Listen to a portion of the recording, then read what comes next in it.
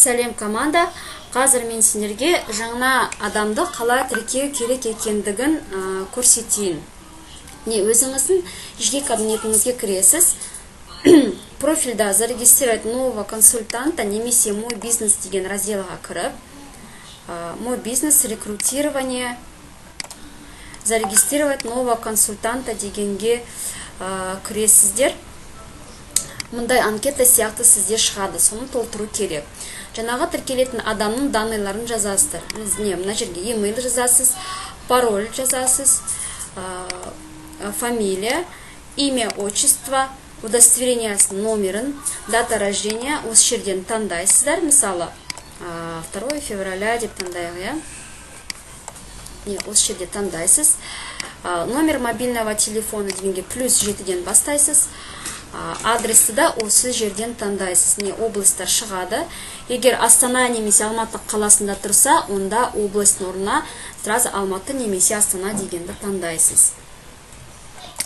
Сосын город деген жерге қаланы, егер ауыл жерде тұрса, онда селоны таңдайсыз. Мына жерде шығады. Немесе өзіңіз алғашқы әріптерін терсеңіз, онда уже шығады сізде. Мысалы, Айдабол, село, Мына жерде көшені жазасыз. Адресті таңдағаннан кейін индекс сізде бұл жерде шығады. Сол индексті таңдайсыз. Егер ауыл жерде тұрса, онда индекс ауылды барлық дұрыс жазу керек. Өйткені ауыл жерге почтамен келеді заказ. Индекс бойынша. Сосын үйдің номерін жазасыз, мысалы. Егер фамилия, имя, отчествосында қазақ әріптер болса, мысалы, Мәрлен қызы деп қарпы қазақ әріп, онда бұл жерде казахский деген таңдайсыз. Егер сіз өзіңіз жаңа тіркелген болсаңыз, жаңадан тіркеліп, астыңызда әлі адамдар болмаса, онда я являюсь спонсором дегенді таңдайсыз.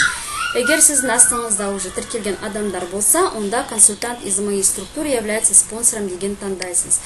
Бұл жерде мұндай строка шығады, номер спонсора деген, оны сіз жеке кабинеттен көре аласыз, өзіңіздің жеке кабинетіңізден, немесе вышестоящий спонсордан сұрап көріңіз.